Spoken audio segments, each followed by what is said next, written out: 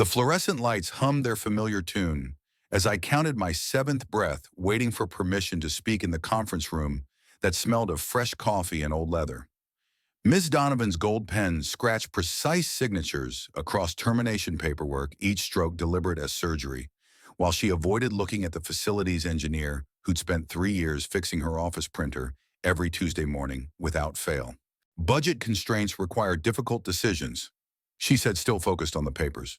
I kept my hands flat on the mahogany table, feeling the weight of the manila folder beneath my palm. Inside lay 7 months of documentation, every email, thread, every policy revision, every suspicious coincidence that had led us to this moment. The same folder that contained Section 12.4 of the Employee Handbook, the clause she'd personally amended twice in the past 6 months. She still hadn't noticed that James from IT was setting up the conference phone. "Elena, I need you to understand this isn't personal," Ms. Donovan continued, finally meeting my eyes. "Your performance reviews have been exemplary, but with the new efficiency metrics—" "Which efficiency metrics?" I interrupted quietly. Her pen paused mid-signature. "Excuse me, the ones implemented after Maria Gutierrez filed her accommodation request, or the ones that coincidentally target employees who've used the whistleblower hotline?" The room temperature seemed to drop 5 degrees. James cleared his throat from the corner where he was now recording everything on his tablet, a detail Ms. Donovan had failed to notice. "Elena, I'm not sure what you're implying." "I'm not implying anything." I opened the folder and pulled out a printed email. "I'm stating facts. This is your signature on the policy change dated March 15th, the same day you received Maria's ADA documentation." Ms. Donovan's perfectly manicured fingers tightened around her pen. "Elena, you're treading on very thin ice here. Actually, I think the ice is thicker than you realize." I placed a second document on the table. "This is the facility's access log. It shows someone used your keycard to enter Maria's workspace at 11:47 p.m. on March 18th, 3 days before her computer allegedly crashed, destroying her research files." "That's impossible. My keycard was in your possession." "Yes, I know, because I was the one who found it in the parking lot that morning. I returned it to security where they issued you a temporary replacement, the same temporary card that shows no after-hours access." James had moved closer, now his tablet openly recording. The conference phone blinked red, indicating an active connection. Ms. Donovan noticed both for the first time. "What is this, some kind of setup?" "It's transparency," I said calmly. "Something this company claims to value. Maria, would you like to join us?" The conference room door opened and Maria Gutierrez wheeled herself inside, followed by 2 people Ms. Donovan definitely recognized: our corporate legal counsel, David Kim, and someone from HR who wasn't supposed to be in on this meeting. "Elena, this is highly inappropriate." Ms. Donovan stood her composure, cracking like ice on a warming lake. "Actually, it's procedure," David said, taking a seat at the table. "When an employee files a formal complaint alleging systematic discrimination and retaliation, we're required to investigate thoroughly before any termination proceedings." "What complaint?" "Elena never filed." "I did." Maria's voice carried the quiet strength of someone who'd found her footing after months of being pushed around. 3 days ago, with documentation Elena helped me compile. I watched Ms. Donovan's face cycle through confusion, anger, and finally a dawning realization that she was no longer controlling this narrative. "You see," and I continued, "when you fired Jake Thompson last month for performance issues, 2 weeks after he reported the safety violations in Building C, I started paying closer attention.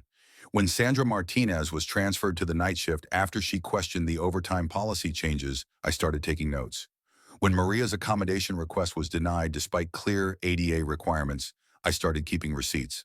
"These are serious allegations, Ms. Donovan." David said, his voice professionally neutral, but his eyes sharp with interest. "I trust you have documentation to support your position."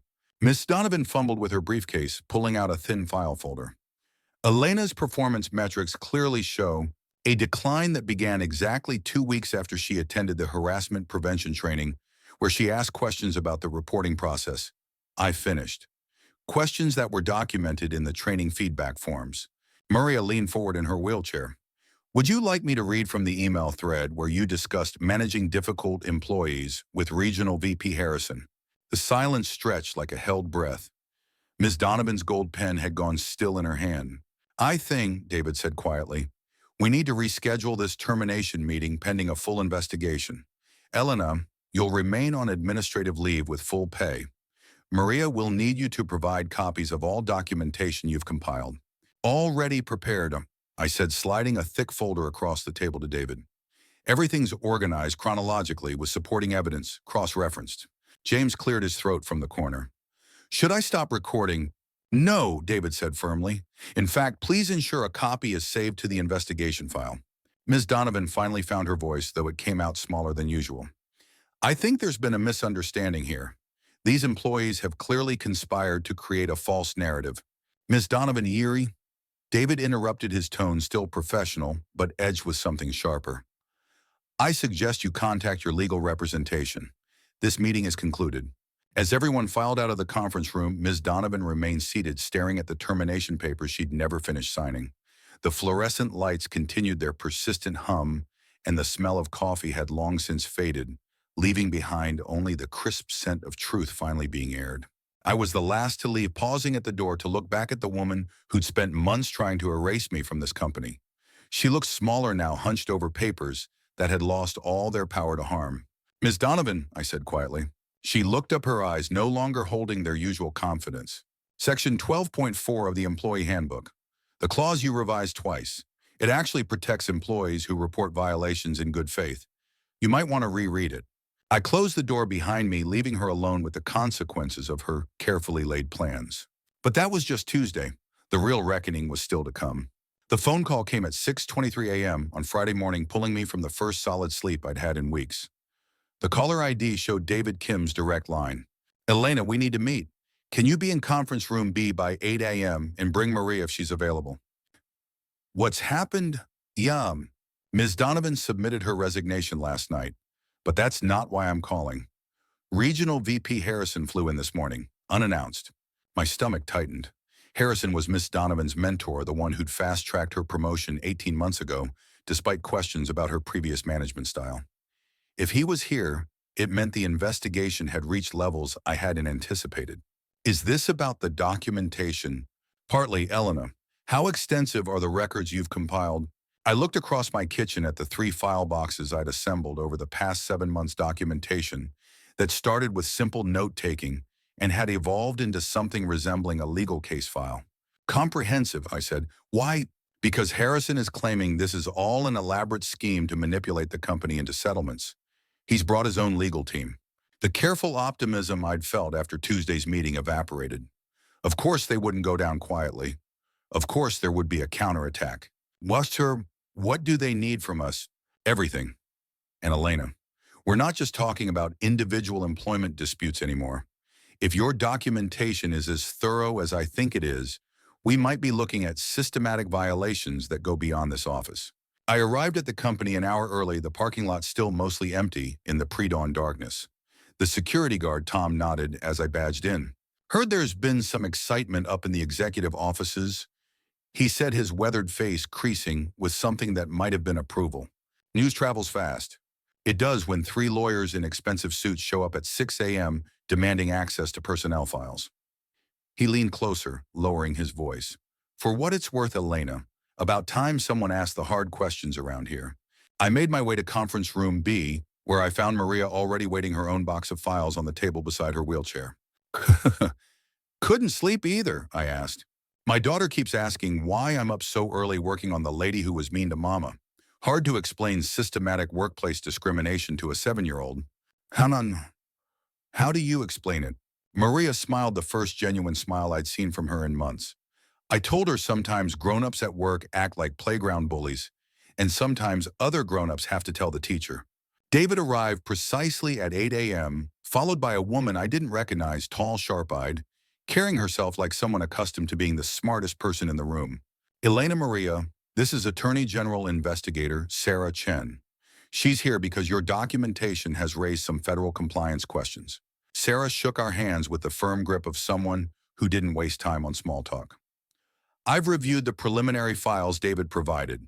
What you've compiled represents one of the most detailed records of workplace retaliation I've seen in 15 years of employment law. She pulled out her own tablet and placed it on the table. However, Regional VP Harrison and his team are claiming this is all fabricated. They're alleging you created false documentation to support discrimination claims. Maria's face tightened. Everything I provided is authentic, Every email, every conversation log. I believe you, but we need to prove it. Elena walked me through how you compiled these records. For the next 2 hours, I detailed the process, how I'd started saving emails after Jake Thompson's firing, how I'd begun documenting meeting conversations after Sandra's sudden transfer, how I'd connected patterns that individually seemed like standard management decisions but collectively revealed something more deliberate. The breakthrough came when I realized Ms. Donovan was using different criteria for performance evaluations, depending on who she wanted to target. I explained pulling out a spreadsheet I'd created. Employees who'd filed complaints or asked questions suddenly had their work scrutinized more intensively. Their projects were reassigned without notice. Their access to resources was quietly restricted. Sarah studied the spreadsheet. This shows clear, disparate treatment, but Harrison's team will argue it's coincidental. What do you have that directly connects these patterns to intentional discrimination? I opened the largest file folder. 3 things. First, the email thread where Ms. Donovan and Harrison discussed managing problem employees using coded language that clearly refers to people who'd reported violations. I placed the printed emails on the table. Sarah read through them, her expression growing more serious with each page. Second, the facility's access logs that show someone was accessing targeted employees' workspaces and computer files outside normal hours. Maria added, my computer crash wasn't random. I had backup files on the shared drive that also mysteriously disappeared. But Elena found the server logs. Third, I continued the policy revisions themselves. Every change that affected how complaints were handled, how accommodations were processed, how performance was evaluated, they were all implemented within days or weeks of specific employees raising concerns. The timing isn't coincidental. Sarah made notes on her tablet. This is substantial, but I need you to understand what we're dealing with here. Harrison isn't just defending his protege. Your documentation potentially exposes systematic violations across multiple company locations. If this goes to federal investigation, it becomes much bigger than wrongful termination. How much bigger? Maria asked. Potentially affecting hundreds of employees across a dozen states. OSHA violations, ADA violations, Title VII violations, whistleblower retaliation. This company could be looking at millions in fines and settlements. The weight of what we'd stumbled into settled over the room like a heavy blanket.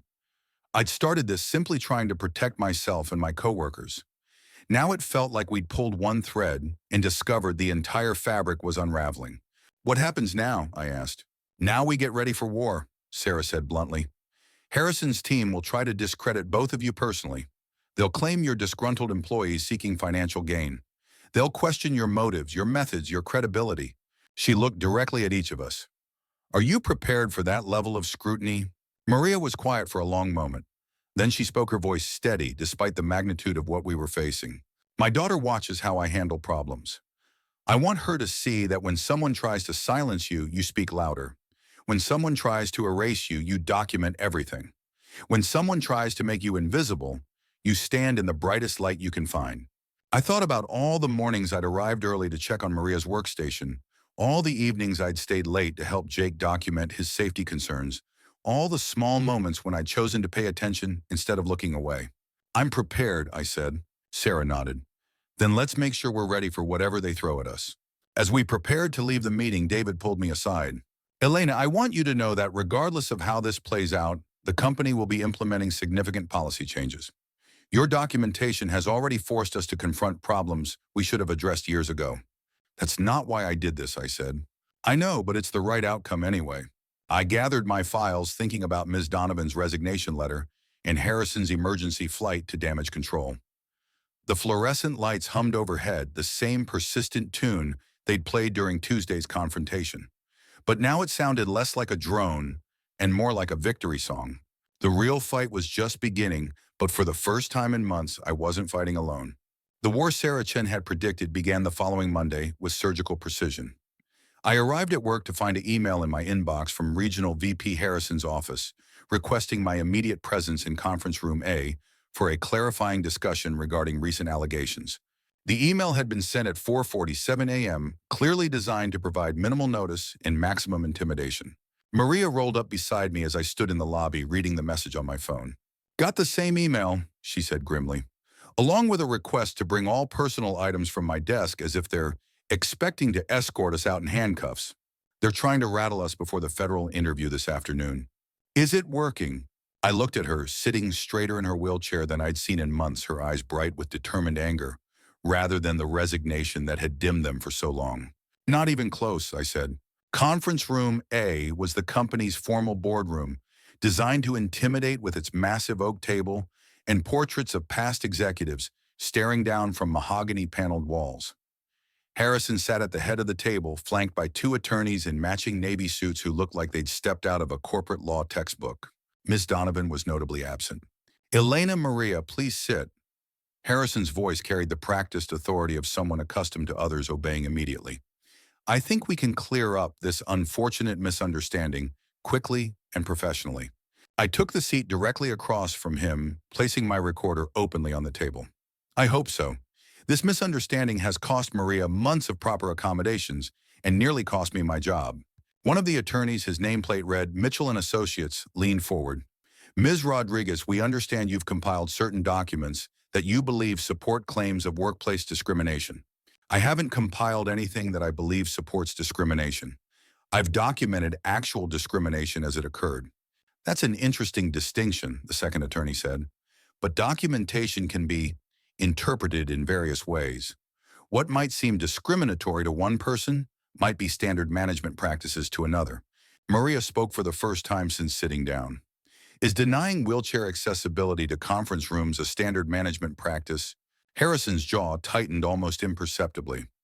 Ms. Gutierrez, your accommodation requests were reviewed according to established protocols by reviewers who never visited my workspace or consulted with ADA compliance specialists, Maria interrupted. Elena has the email chains proving the reviews were perfunctory at best. Ms. Gutierrez, the first attorney interjected. Your tone suggests you've already decided this company acted maliciously. Perhaps your judgment has been compromised by personal frustrations. The temperature in the room seemed to drop. I watched Maria's face, knowing that these men had just made a critical error. They'd mistaken her professionalism for weakness and her documentation for emotion. My judgment, Maria said quietly, led me to save every email record, every phone conversation, and photograph every instance of inaccessible meetings I was excluded from. My personal frustrations, as you call them, produced 847 pieces of evidence that your client company violated the Americans with Disabilities Act repeatedly and systematically. She reached into her bag and pulled out a thick folder. Would you like to see the photographs of me trying to access Conference Room C for the quarterly planning meetings? Or perhaps the email chain where Ms. Donovan suggested I find alternatives to attending mandatory training sessions held in rooms I couldn't reach? Harrison leaned back in his chair. Maria, I think you're taking isolated incidents and creating a false narrative. Mr. Harrison, I interrupted. How many isolated incidents constitute a pattern in your opinion? Because I have documentation of 17 separate occasions where employees who filed complaints experienced negative changes in their work environment within 30 days of reporting. That's coincidence, not causation, the second attorney said. Is it coincidence that Jake Thompson's safety report was buried in committee review for 8 months before his termination? Is it coincidence that Sandra Martinez was transferred to night shift 2 weeks after questioning overtime policies? Is it coincidence that my performance evaluation scores dropped significantly after I attended harassment prevention training and asked specific questions about reporting procedures? Kaninana Materniteran, I opened my own folder and spread several documents across the table. Or is it systematic retaliation designed to silence employees who ask inconvenient questions? Harrison studied the papers, his expression unreadable. After a long moment, he looked up at both attorneys, some silent communication passing between them. Elena Maria, I want to be direct with you. This company has served this community for 43 years. We've employed thousands of people, contributed millions to local charities, and maintained a reputation for integrity that I won't allow to be damaged by misunderstandings. Then stop creating misunderstandings, Maria said simply. What I'm prepared to offer, Harrison continued as if she hadn't spoken, is a generous settlement package for both of you. Full severance, excellent references, non-disclosure agreements that protect everyone involved. You walk away with dignity. We implement whatever policy changes might prevent future confusion. Everyone moves forward. The silence that followed stretched like a taut wire. I could hear the HVAC system cycling, the distant sound of office phones, ringing, the scratch of one attorney's pen as he made notes. "Mr. Harrison," I said finally, "what you're describing isn't a settlement, it's a cover-up." His face flushed slightly. "Elena, I'm trying to protect your career prospects. My career prospects are protected by federal whistleblower statutes and documented evidence of retaliation. Your company's prospects, however, might benefit from accepting responsibility instead of attempting to buy silence." The first attorney cleared his throat.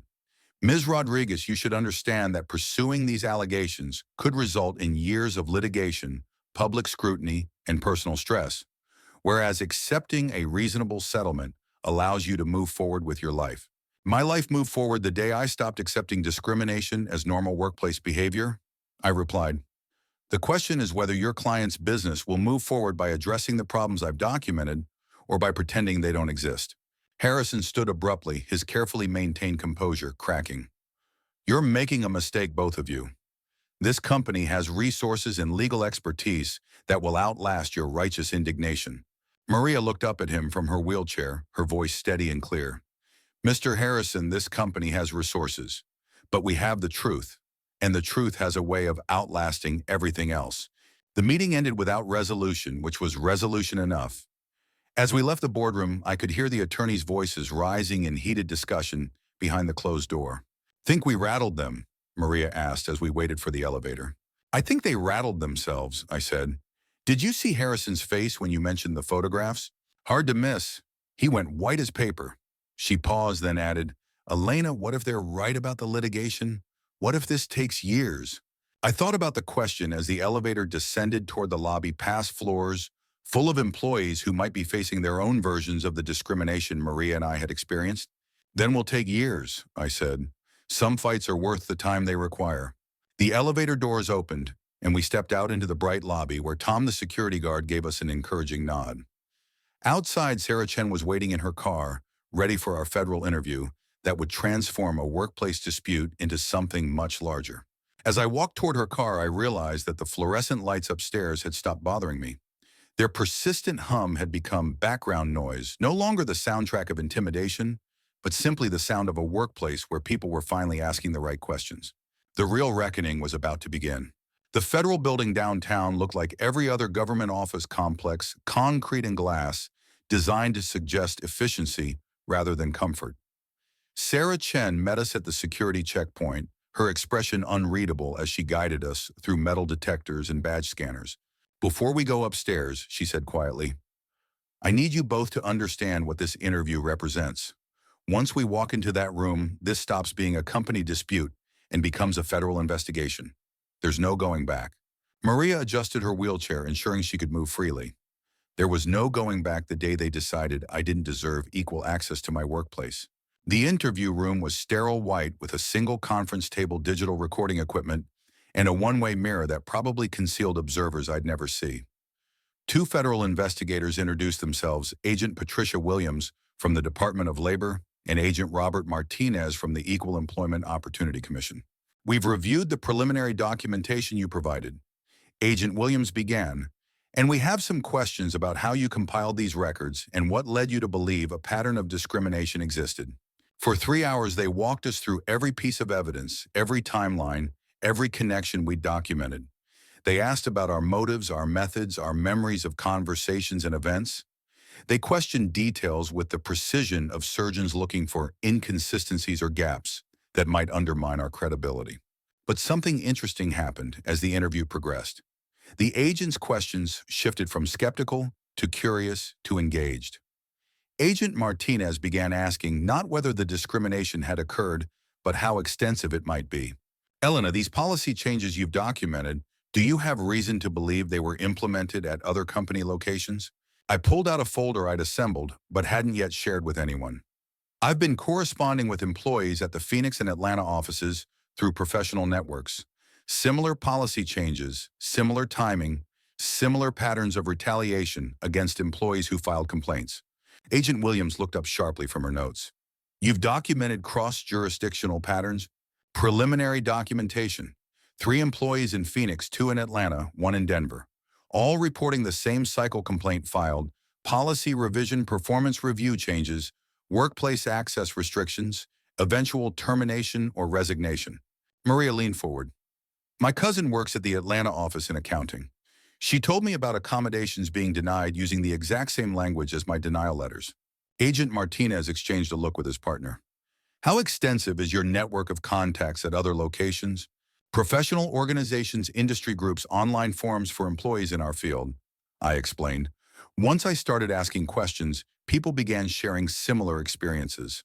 The agent spent another hour collecting names, dates, locations, and contact information for the broader network of potential witnesses. By the time we finished the single company dispute Maria and I had documented, had expanded into what appeared to be a systematic pattern affecting multiple states. We'll be in touch, Agent Williams said as we prepared to leave. And Ms. Rodriguez, Ms. Gutierrez, do not discuss the details of this interview with anyone, including your local attorneys. This is now a federal matter. Outside the federal building, Sarah Chen was waiting with news that would reshape everything we thought we understood about our situation. Harrison has filed a motion to seal all employment records and prevent you from discussing your allegations publicly, she said without preamble. He's claiming trade secrets, proprietary information, and defamation concerns. Can he do that? Maria asked. He can try, but federal investigations supersede most civil motions. More importantly, his attempt to silence you before the investigation concludes suggests he knows how damaging your evidence actually is. I thought about the 3 hours we just spent with federal agents, the expanding scope of their interest, the contact information they'd collected for employees in 4 states. Sarah, how big do you think this gets? She was quiet for a moment, considering the question with the caution of someone who'd seen investigations spiral beyond anyone's initial expectations. Elena, based on what you've documented and what the agents seem most interested in, I think you and Maria may have uncovered the kind of systematic discrimination case that ends up in congressional hearings and corporate restructuring agreements. The weight of that possibility settled over us like morning fog, obscuring the clear path forward we thought we were walking, but revealing a landscape much larger than we'd imagined. What does that mean for us? Maria asked. It means you're no longer just employees seeking workplace justice. You're witnesses to federal crimes. And that comes with both protection and responsibility. As we stood outside the federal building watching government workers stream past on their way to afternoon meetings and bureaucratic decisions that would affect thousands of lives, I realized we'd crossed an invisible threshold. The careful documentation I'd started to protect myself and my co-workers had evolved into something that might protect workers across the entire company system. But that evening, as I sat in my kitchen reviewing the files that had started this whole process, I received a phone call that reminded me how personal this fight remained. Elena, this is Sandra Martinez. I heard about what you and Maria are doing. I want to help. Sandra had been the co-worker transferred to night shift after questioning overtime policies, one of the early cases I'd documented but hadn't heard from since she'd quietly accepted her reassignment.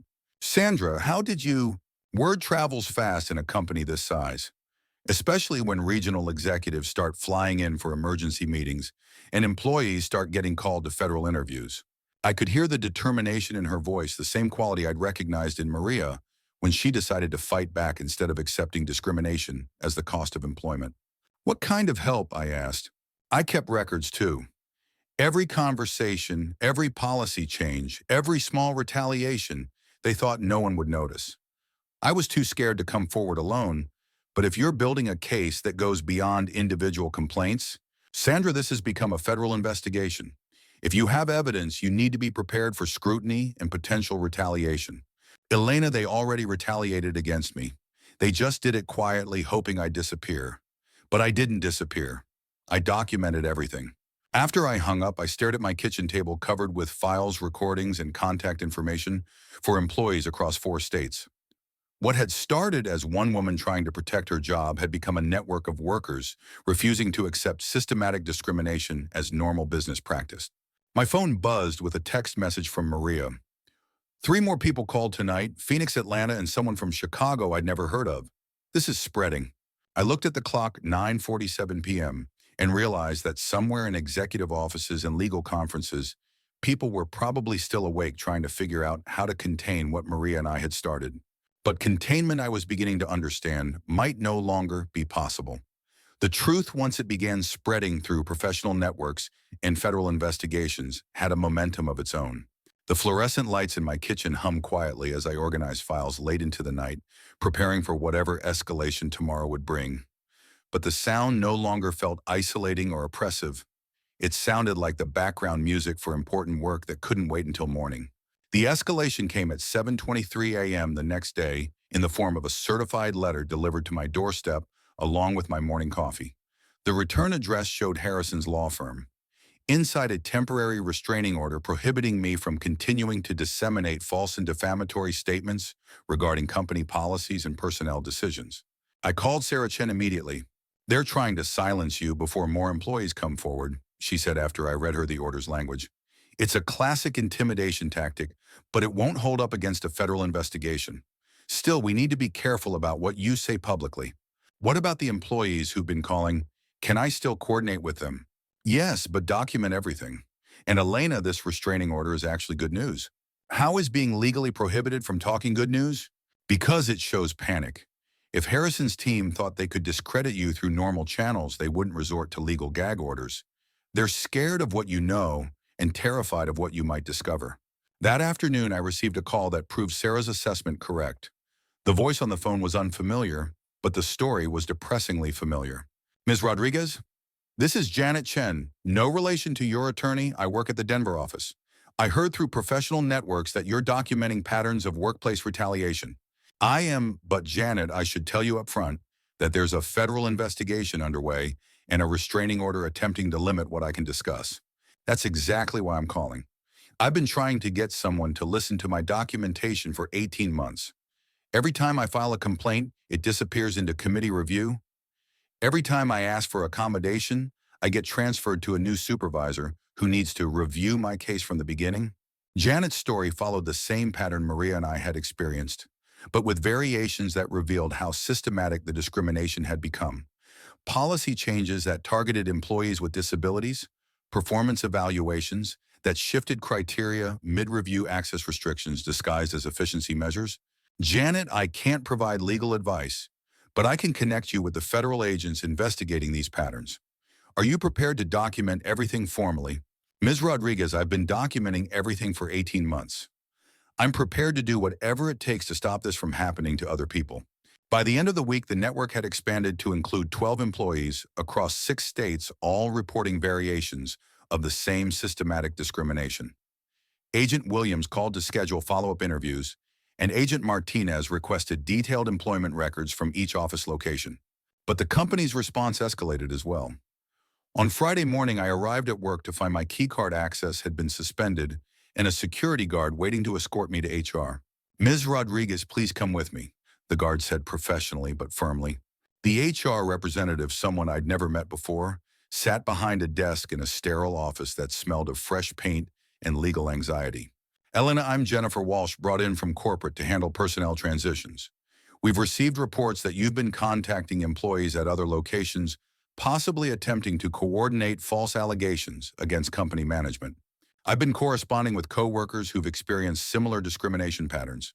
That's protected activity under federal whistleblower statutes. Be that as it may, your employment contract includes confidentiality clauses regarding company operations and personnel matters. Coordinating with employees outside your direct work scope could constitute a violation of those agreements." I looked at Jennifer Walsh, young professional, probably genuinely believing she was handling a routine employment matter rather than participating in witness intimidation. "Ms. Walsh, are you aware that federal agents interviewed me this week regarding systematic discrimination across multiple company locations?" Her carefully maintained composure flickered slightly.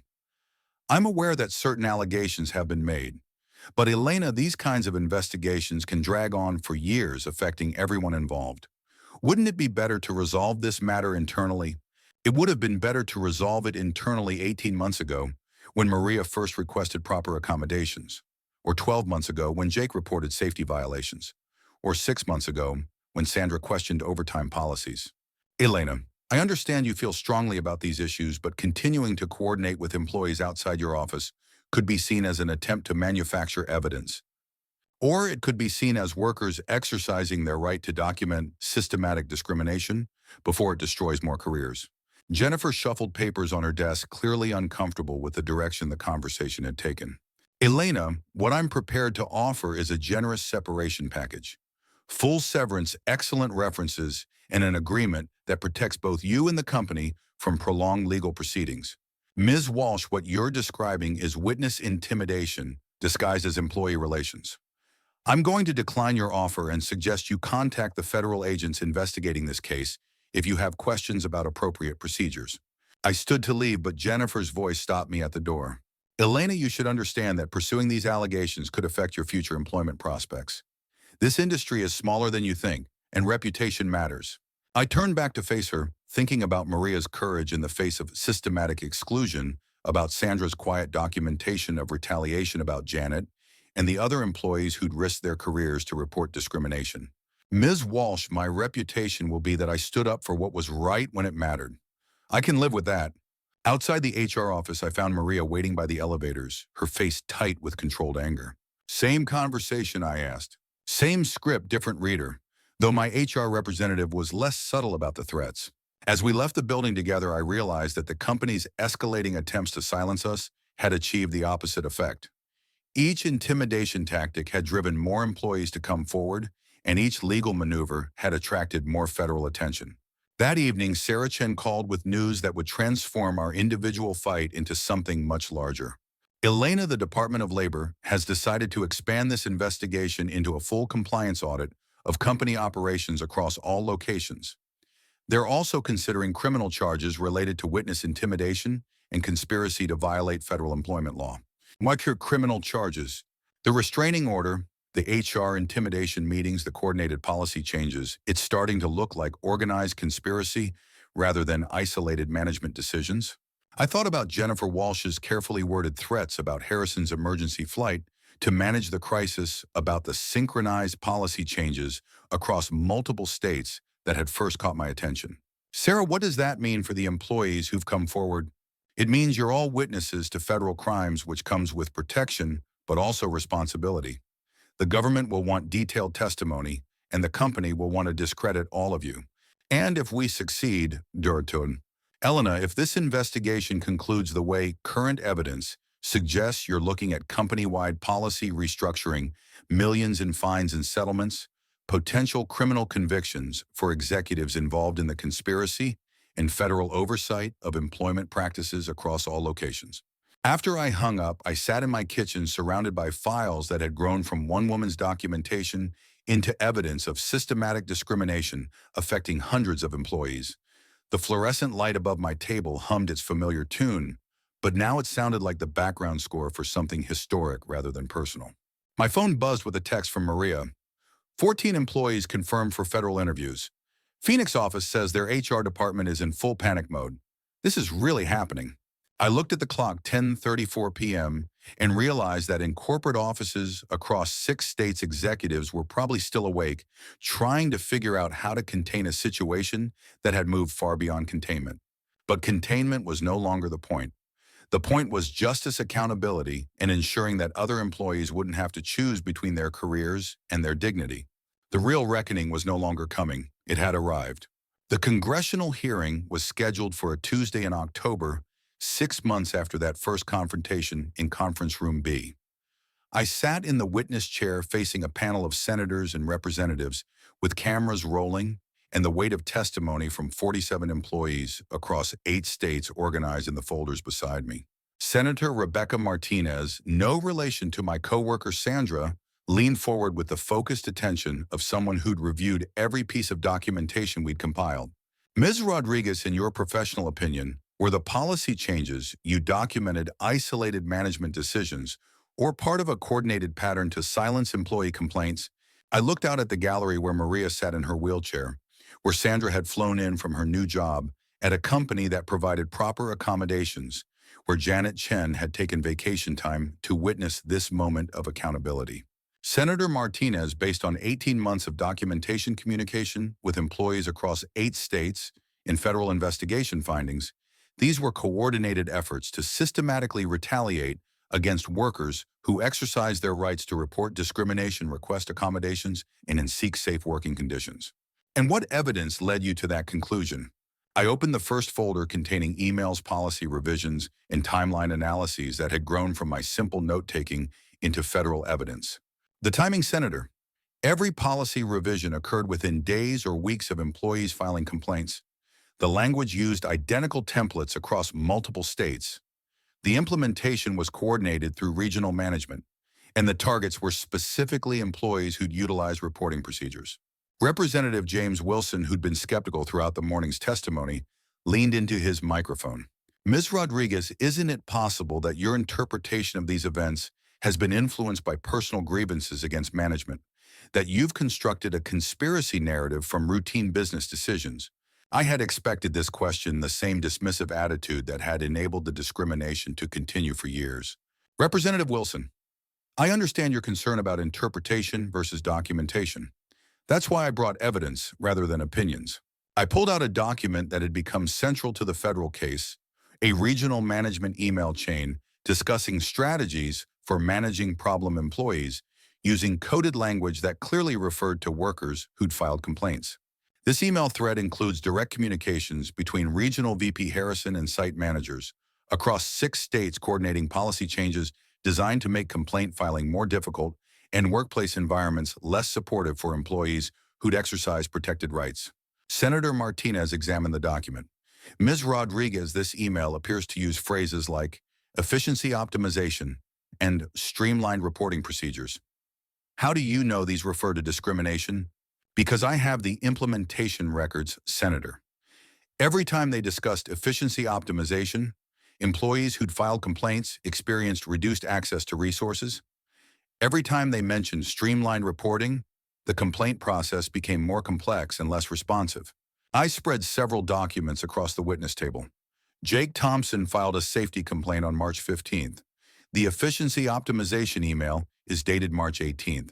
Jake's workplace access was restricted on March 22nd, and he was terminated on April 3rd for performance issues that hadn't existed in his previous reviews.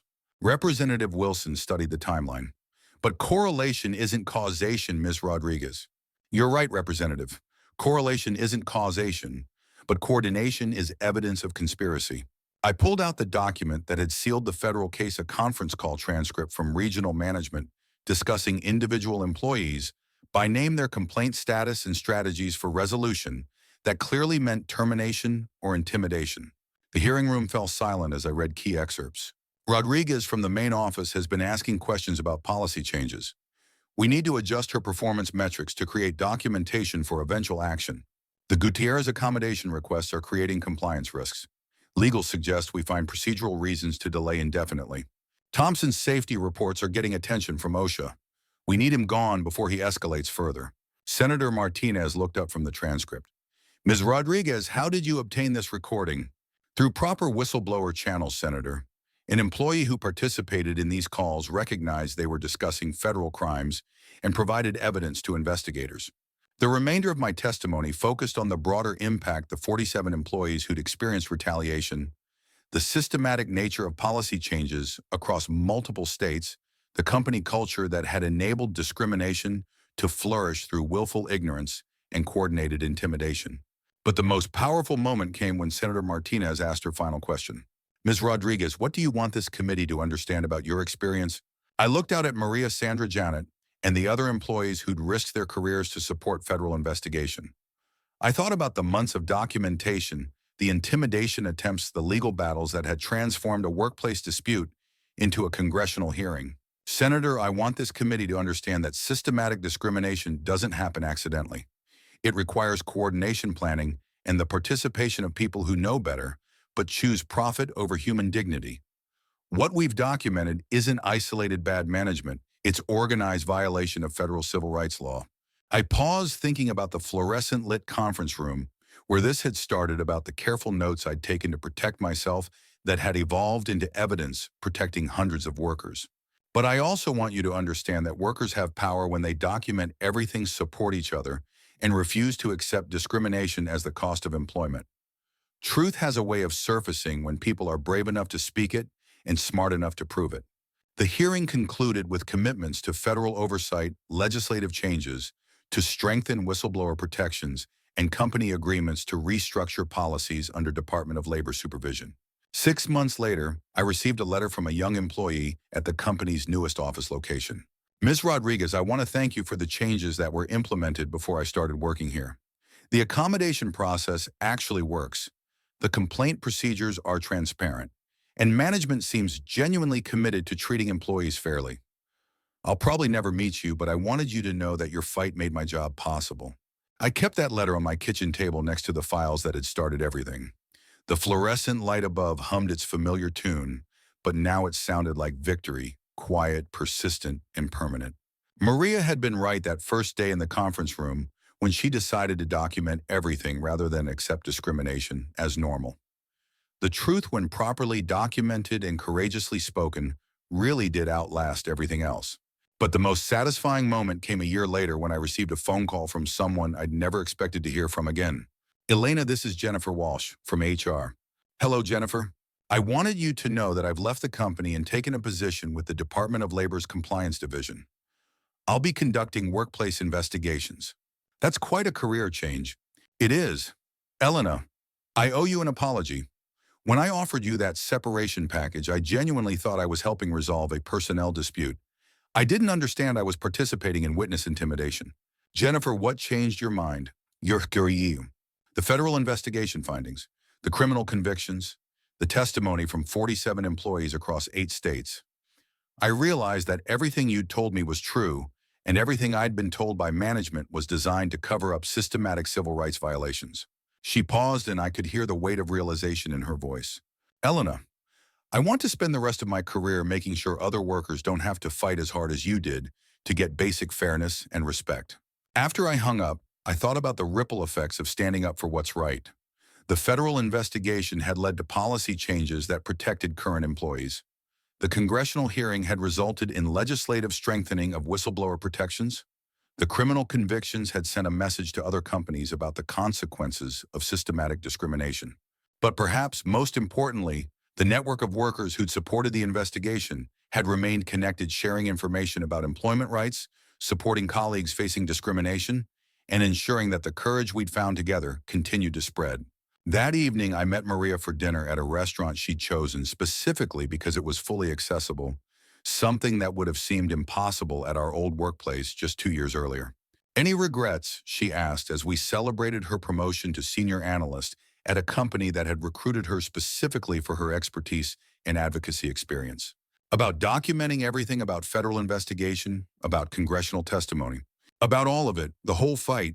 I thought about the 18 months of careful documentation, the intimidation and legal threats, the public scrutiny and personal cost of standing up to systematic discrimination. Maria, the only thing I regret is that it took me so long to start paying attention. If I'd been documenting patterns when Jake first reported safety violations, or when Sandra first questioned overtime policies, maybe we could have stopped some of the discrimination before it affected so many people. But you did document it, and you did stop it. We stopped it. All 47 employees who came forward, all the federal agents who took us seriously, all the senators who demanded accountability.